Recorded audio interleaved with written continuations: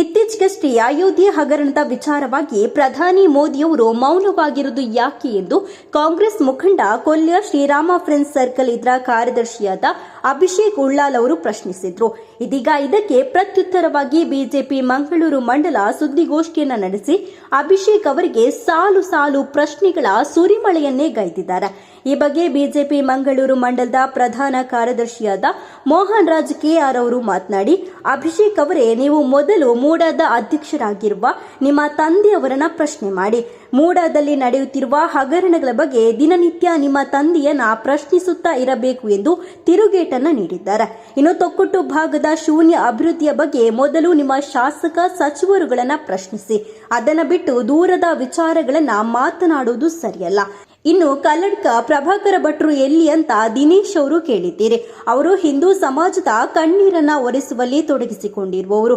ಅವರ ಬಗ್ಗೆ ಮಾತನಾಡುವ ಮುನ್ನ ಯೋಚಿಸಬೇಕು. ಅಯೋಧ್ಯೆ ಹಗರಣದ ಬಗ್ಗೆ ವಿಷಾದನೀಯ ನಮಗೂ ಇದೆ. ಅದು ಅಲ್ಲಿನ ರಾಜ್ಯ ಸರ್ಕಾರ ಸೂಕ್ತ ತನಿಖೆಯನ್ನ ನಡೆಸುತ್ತೆ. ತಪ್ಪಿತಸ್ಥರ ವಿರುದ್ಧ ಕಾನೂನು ಕ್ರಮವನ್ನ ಕೈಗೊಳ್ಳುತ್ತೆ. ಅವರಿಗೆ ನಿಮ್ಮ ಬಿಟ್ಟಿ ಸಲಹೆ ಬೇಡ ಎಂದು ಉಳ್ಳಾಲ ನಗರಸಭೆ ಮಾಜಿ ಉಪಾಧ್ಯಕ್ಷರಾದ ದಿನೇಶ್ ರೈ ಅವರಿಗೆ ಟಾಂಗ್ ಅನ್ನು ಕೊಟ್ಟಿದ್ದಾರೆ. ಅಭಿಷೇಕ್ ಉಳ್ಳಾಲ್, ಕಾಂಗ್ರೆಸ್ ಯುವ ನಾಯಕ. ನಿಜವಾಗಿಯೂ ನಾನು ಅಭಿಷೇಕ್ ಉಳ್ಳಾಲ್ ಅವರು ರಾಜಕೀಯವಾಗಿ ಒಂದು ಬೆಳಿಬೇಕು ಅಂತನ್ನುವಂಥ ಆಶಾಭಾವನೆಯಲ್ಲಿ ನನಗೆ ಕೂಡ ಇದೆ. ಆದರೆ ಅಭಿಷೇಕ್ ಉಳ್ಳಾಲ್ ಅವರು ಮೊನ್ನೆ ಮಾತಾಡುವಾಗ ಹೇಳಿದರು, ನಮ್ಮ ನೆಚ್ಚಿನ ಪ್ರಧಾನಿಗಳಿಗಾದಂಥ ನರೇಂದ್ರ ಮೋದಿ ಅವರು ಪ್ರೆಸ್ ಕಾನ್ಫರೆನ್ಸ್ ಕರೆಯುವುದಿಲ್ಲ, ಮೌನವಾಗಿದ್ದಾರೆ ಅಂತ ಹೇಳ್ತಾರೆ. ನಾನು ಅವರಿಗೊಂದು ಸಲಹೆ ಕೊಡಲಿಕ್ಕೆ ಇಚ್ಛೆ ಪಡ್ತೇನೆ. ಅಭಿಷೇಕ್ ಉಳ್ಳಾಲ್ ಅವರು, ಅವರ ತಂದೆಯವರು ಇವತ್ತು ಮೂಡದ ಅಧ್ಯಕ್ಷರಾಗಿರ್ತಾರೆ. ನಿಮ್ಗೆ ಗೊತ್ತಿರ್ಬೋದು, ಮಂಗಳೂರು ನಗರಾಭಿವೃದ್ಧಿ ಪ್ರಾಧಿಕಾರದಲ್ಲಿ ಈ ಭ್ರಷ್ಟಾಚಾರದ ಕೂಪ ಆಗಿದೆ. ಅದು ಭ್ರಷ್ಟಾಚಾರ ತಾಂಡವಾಡ್ತಾ ಇದೆ. ಅಭಿಷೇಕ್ ಉಳ್ಳಾಲ್ ಅವರೇ, ನೀವು ಪ್ರಥಮವಾಗಿ ಪ್ರಶ್ನೆ ಮಾಡಬೇಕಾದದ್ದು ನಿಮ್ಮ ತಂದೆಯವರನ್ನು. ನಿಮ್ಮ ತಂದೆಯವರು ಮೂಡದ ಚೇರ್ಮನ್ ಆಗಿದ್ದಾರೆ. ಯಾಕೆ ಭ್ರಷ್ಟಾಚಾರವನ್ನು ಅಲ್ಲಿ ಆ ಭ್ರಷ್ಟಾಚಾರದ ವಿರುದ್ಧ ಯಾಕೆ ನಿಮ್ಮ ತಂದೆಯವರು ಮಾತಾಡೋದಿಲ್ಲ, ಅವರು ಯಾಕೆ ಮೌನ ಅಂತ ನೀವು ಕೇಳಬೇಕು. ಸಿಕ್ಕಾಗ ಕೂತಾಗ ಎದ್ದಾಗ ನಿಮ್ಮ ತಂದೆಯವರ ಹತ್ರ ಕೇಳಬೇಕು.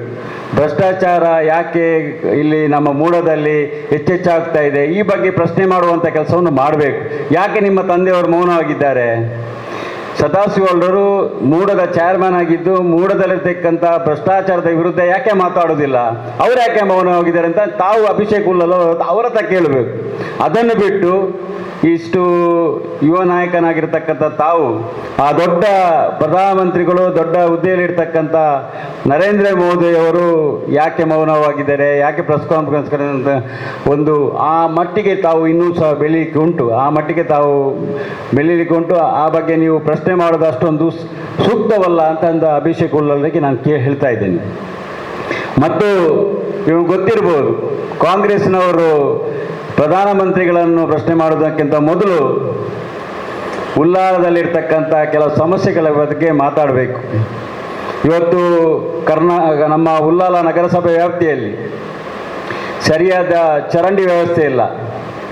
ಓವರ್ ಬ್ರಿಡ್ಜಿಂದ ನಮ್ಮ ಹಬ್ಬಕ್ಕ ಸರ್ಕಲ್ ಹೋಗುವಂಥ ರಸ್ತೆಯಲ್ಲಿ ಹಗ್ಗ ಕಟ್ಟಿದ್ದಾರೆ, ಡಿವೈಡರ್ ಕೂಡ ಇಲ್ಲ. ಒಂದು ಕಡೆ ನೋಡುವಾಗ ನಮಗೆ ನಾಚಿಕೆ ಆಗಬೇಕು. ಈ ಭಾಗದ ಶಾಸಕರು, ಸಚಿವರಾಗಿರ್ತಕ್ಕಂಥವರು ಎಷ್ಟು ವರ್ಷಗಳಿಂದ ಇಲ್ಲಿ ಶಾಸಕರಾಗಿದ್ದಾರೆ, ಅವರ ತಂದೆಯವರು ಶಾಸಕರಾಗಿದ್ದರು. ಆದರೆ ಅಭಿವೃದ್ಧಿ ಎನ್ನುವಂಥದ್ದು ಶೂನ್ಯವಾಗಿದೆ. ಇದನ್ನು ನೋಡುವಾಗ ಗೊತ್ತಾಗ್ತದೆ ನಮ್ಮ ಊರಿನ ಪರಿಸ್ಥಿತಿ. ತೊಕ್ಕೋಟು ಭಾಗದಲ್ಲಿರ್ತಕ್ಕಂಥ ಜಾಗವನ್ನು ಮೊದಲಿಂದ ನೋಡ್ಕೊಂಡು ಬನ್ನಿ. ಕೇವಲ ಯಾವುದೇ ರೀತಿಯ ಅಭಿವೃದ್ಧಿ ಮಾಡದೆ ಇವತ್ತು ಕಾಂಗ್ರೆಸ್ ನಾಯಕರು ಕ್ವಶನ್ ಬೇಡ ಮಾಡಬೇಕಾದದ್ದು ನಿಮ್ಮ ಶಾಸಕರನ್ನು, ನಿಮ್ಮ ಸಚಿವರನ್ನು. ಯಾಕೆ ನೀವು ಮೌನ ಅಂತ ಕೇಳಬೇಕು ಅವರ ಹತ್ರ. ಅದನ್ನು ಬಿಟ್ಟು ನಮ್ಮಿಂದ ಬೇರೆ ಒಂದು ದೂರದಲ್ಲಿರ್ತಕ್ಕಂಥ ವಿಚಾರದ ಬಗ್ಗೆ ಚರ್ಚೆ ಮಾಡೋದು ಅಷ್ಟು ಸಮಂಜಸವಲ್ಲ. ಫಸ್ಟ್ ಆಫ್ ಆಲ್ ನಾವು ಕ್ವಶನ್ ಮಾಡಬೇಕಾದದ್ದು ಶಾಸಕರನ್ನು. ಇವತ್ತು ಯುಟಿ ಖಾದರ್ ಅವರು ಮರೆಯಲ್ಲಿ ನಿಂತು ಕೆಲವೊಂದು ಕಾಂಗ್ರೆಸ್ನಲ್ಲಿರ್ತಕ್ಕಂಥ ಹಿಂದೂ ನಾಯಕರನ್ನು ಬಿಟ್ಟು ಇಲ್ಲಿ ಮಂಗಳೂರು ವಿಧಾನಸಭಾ ಕ್ಷೇತ್ರದ ವ್ಯಾಪ್ತಿಯಲ್ಲಿರ್ತಕ್ಕಂಥ ಹಿಂದೂಗಳ ನಡುವೆ ಮಧ್ಯೆ ಬೆಂಕಿ ಹಚ್ಚುವ ಕೆಲಸವನ್ನು ಮಾಡ್ತಾ ಇದ್ದಾರೆ.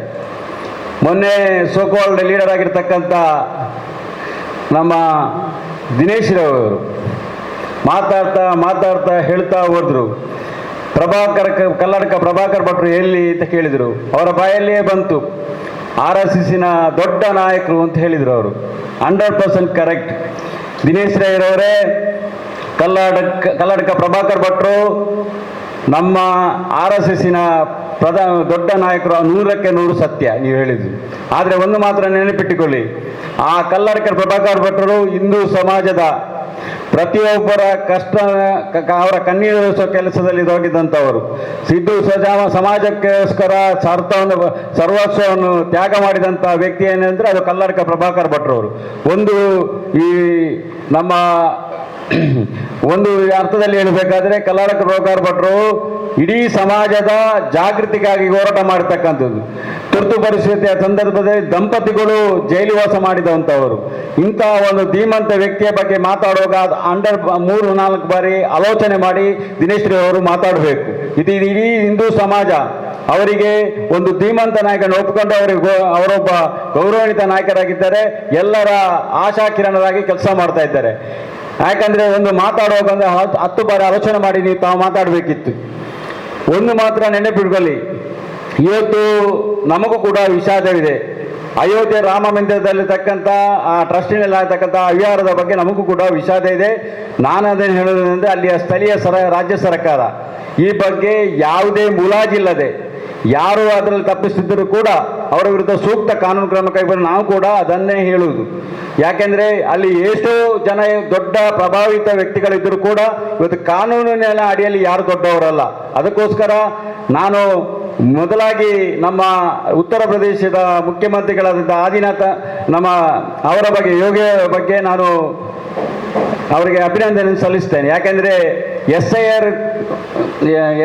SIT ತನಿಖೆಗೋಸ್ಕರ ಒಂದು SITಯನ್ನು ರಚನೆ ಮಾಡಿ ಇವತ್ತು ಅದರಲ್ಲಿ ಎಷ್ಟು ಜನ ತಪ್ಪಿಸಿದ್ದಾರೆ ಅವರನ್ನೆಲ್ಲ ಬಂಧನ ಮಾಡಿ ಅಲ್ಲಿ ರಿಕವರಿ ಪ್ರೋಸೆಸ್ ಅನ್ನು ಮಾಡ್ತಾ ಇದ್ದಾರೆ. ನಿಜವಾಗಿಯೂ ದಿಟ್ಟ ಹೆಜ್ಜೆಯನ್ನು ನಮ್ಮ ಯೋಗಿ ಆದಿತ್ಯನಾಥ್ ಅವರು ಇಟ್ಟುಕೊಂಡಿದ್ದಾರೆ. ಅವರಿಗೆ ನಾವು ಅಭಿನಂದನೆಯನ್ನು ಕೊಡಲೇಬೇಕು.